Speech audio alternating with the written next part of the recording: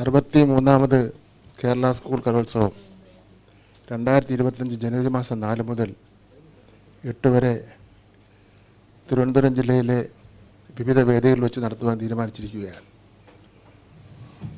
ഈ വർഷം കേരള സ്കൂൾ കലോത്സവത്തിൽ ആദ്യമായി ഗോത്ര നൃത്ത വിഭാഗങ്ങൾ കൂടി ഉൾപ്പെടുത്തിയിരിക്കുന്നു എന്നത് ഒരു സവിശേഷ കൂടിയുണ്ട്. മംഗലം കളി, ഇരുള നൃത്തം, പണിയ നൃത്തം, മരപ്പുലയാട്ടം, പളയ നൃത്തം എന്നിവയാണ് പുതുതായി ഉൾപ്പെടുത്തിയിരിക്കുന്ന ഗോത്ര കലകൾ. ഹൈസ്കൂൾ വിഭാഗത്തിൽ നിന്നും 101, ഹയർ സെക്കൻഡറി വിഭാഗത്തിൽ നിന്നും 110, സംസ്കൃതോത്സവത്തിൽ 19, അറബിക് 19 ഇനങ്ങളിലായി ആകെ 241 മത്സരങ്ങളാണുള്ളത്.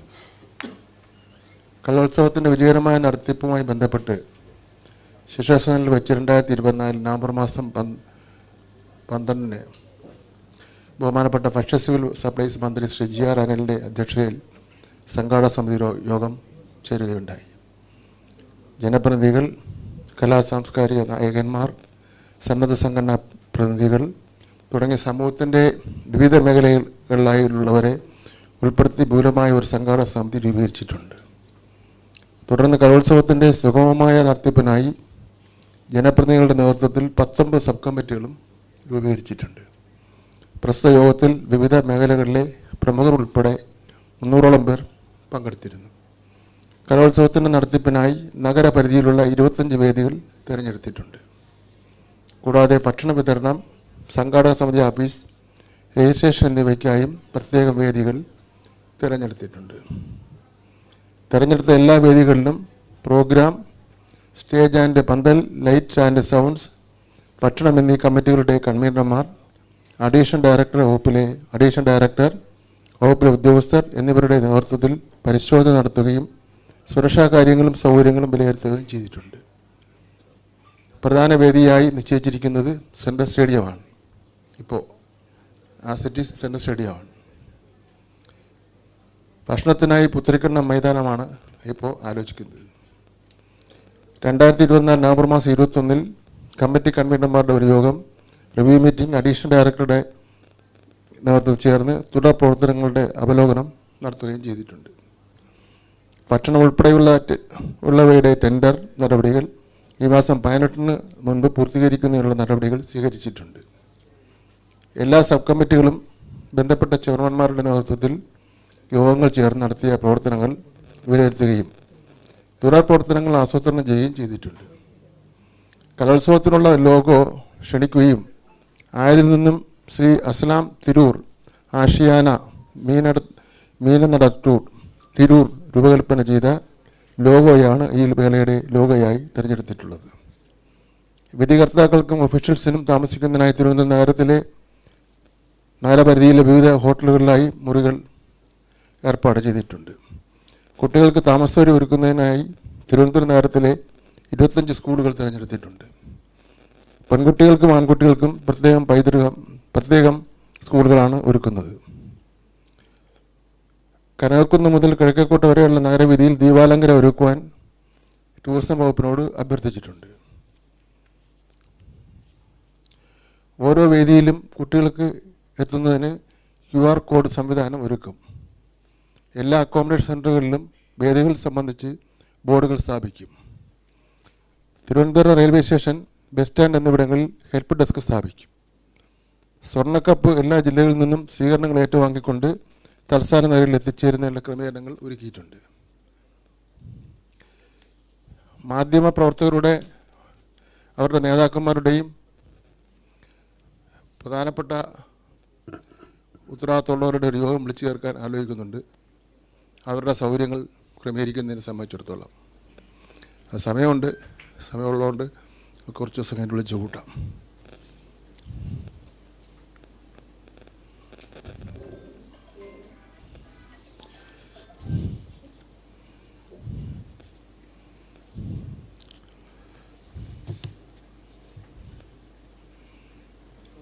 സംസ്ഥാന സ്കൂൾ കലോത്സവത്തിൻ്റെ ക്രമീകരണങ്ങളെ സംബന്ധിച്ച് ലോഗോ പ്രകാശനം ചെയ്തുകൊണ്ട് അദ്ദേഹം പറയുകയായിരുന്നു. ഏറ്റവും വിപ്ലവകരമായൊരു തീരുമാനം ഈ ഘട്ടത്തിൽ ഉള്ളത് ഗോത്ര വിഭാഗങ്ങളുടെ തനത് കലാരൂപങ്ങൾ കൂടി മത്സര ഇനത്തിലേക്ക് വരുന്നു. നമ്മുടെ ഗോത്ര വിഭാഗങ്ങൾക്കിടയിലുള്ള ആ ഗോത്ര കലകൾ കൂടി എന്താണ് സംസ്ഥാന സ്കൂൾ കലോത്സവത്തിൽ മത്സരത്തിൻ്റെ ഭാഗത്തേക്ക് മന്ത്രിയിലേക്ക്.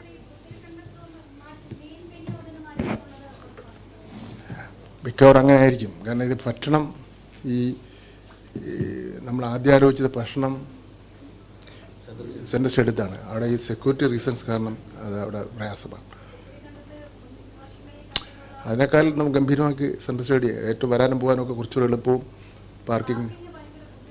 പാർക്കിംഗ് അതിനകത്ത് സ്ഥലവും നമുക്ക് പുറത്ത് നിങ്ങളുടെ പ്രസ് ക്ലബിൻ്റെ എവിടെയും താഴ്വശത്തിന് കൊടുക്കാം, കുഴപ്പമില്ല.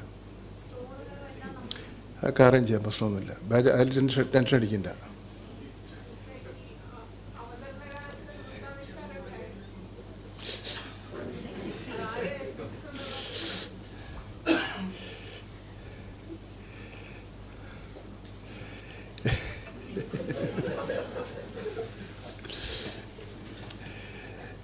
ഞാൻ വളരെ ആത്മാർത്ഥയോടുകൂടി ഇത്രനേരം പറഞ്ഞൊന്നും ആത്മാർത്ഥ ഇല്ലാതെയല്ല, എന്നാലും നമ്മുടെ പത്രപ്രവർത്തകയായിട്ടുള്ള സഹോദരി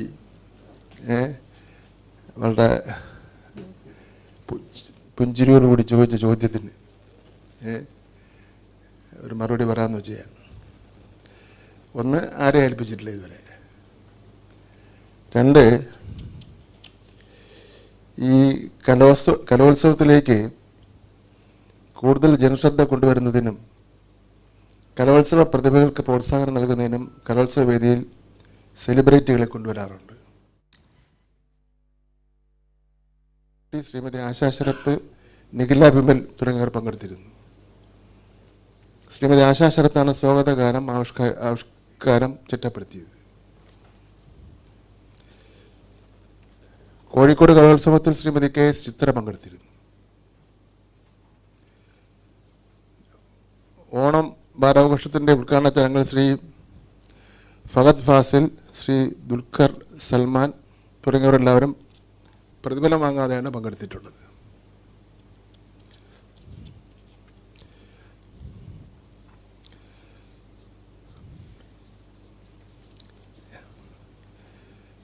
അപ്പോൾ കൊല്ലത്താണെങ്കിൽ മമ്മൂട്ടി 2 മണിക്കൂർ നേരം ചെലവഴിച്ചു അവിടെ. അവസാനം കുട്ടികളുടെ തള്ളും സമ്മാനം വാങ്ങാൻ വരികയും അദ്ദേഹത്തിന് തള്ളും ഉന്തുമൊക്കെ ആയിട്ട് അതൊക്കെ ഉണ്ടായിട്ട് പോലും അദ്ദേഹം വളരെ സന്തോഷപൂർവ്വം അത് ആസ്വദിച്ച് ഇരിക്കുന്ന ചെയ്യാനുണ്ടായത്. കുട്ടികളുടെ പ്രോഗ്രാമാണല്ലോ. ഇപ്പോൾ ഒരു ചർച്ച ചെയ്യപ്പെട്ടുകൊണ്ടിരിക്കുന്ന വിഷയമായിരിക്കും ചോദിച്ചിട്ടുള്ളത്. ഇന്നലെ ഞാൻ വെഞ്ഞാറമൂട് ഒരു സംസ്ഥാന നാടക മത്സരത്തിൻ്റെ സമാപന സമ്മേളനത്തിൽ സമ്മാനദാനം കൊടുക്കുന്നതിന് വേണ്ടി പോയിരുന്നു. സുരാജ് വെഞ്ഞാറമൂട്, സുധീർ കരമന സുധീർ തുടങ്ങിയ ആർട്ടിസ്റ്റ് സുജാതൻ തുടങ്ങിയ നിരവധി കലാകാരന്മാരെല്ലാം ഉണ്ടായിരുന്നു. ആ യോഗത്തിൽ വെച്ച് സ്വാഗതപ്രാസംഗികൻ പറഞ്ഞു, ലോകത്ത് എവിടെയായിരുന്നാലും വെഞ്ഞാറമൂട് സുരാജ് അദ്ദേഹം പഴയ ഒരു നാടക നടൻ എന്നുള്ള നിലയിൽ ഈ നാടകോത്സവം നടക്കുന്ന സമയത്ത് ഇവിടെ എത്താറുണ്ട്. അത് ആ നാടിനോടും നാടകത്തോടുമുള്ള സ്നേഹമാണ്. ഇപ്പം ഞാൻ പറഞ്ഞു, ഇത് എല്ലാ സെലിബ്രിറ്റീസും പിന്തുടരുന്നത് നല്ലതാണ്. 14,000-ഓളം വരുന്ന കുട്ടികൾ പങ്കെടുക്കുന്ന സ്കൂൾ കലോത്സവമാണ്. പല കാരണങ്ങൾ കൊണ്ടും ഫണ്ടിൻ്റെ കുറവുണ്ട്. അതിൽ 7 മിനിറ്റ് നേരം നീണ്ടു നിൽക്കുന്ന ഒരു നൃത്താവിഷ്കാരമാണ്. 7 മിനിറ്റേ ഉള്ളൂ. അത് അവതരിപ്പിക്കുന്നതിന് വേണ്ടി ഈ സ്കൂൾ കലോത്സവത്തിലൂടെ പ്രശസ്ത നടിയായി മാറിയ ഒരു വ്യക്തിയോട് ഈ പ്രോഗ്രാം ചെയ്യാൻ വേണ്ടി അഭ്യർത്ഥിച്ചപ്പോൾ അവർ 5 ലക്ഷം രൂപ ചോദിച്ചു. ഞാൻ മറുപടി ഒന്നും എന്നോടല്ല ചോദിച്ചത്, എൻ്റെ പ്രസ് സെക്രട്ടറി രാജീവിനോടാണ് ചോദിച്ചത്. ഞാൻ മറുപടി ഒന്നും പറഞ്ഞില്ല.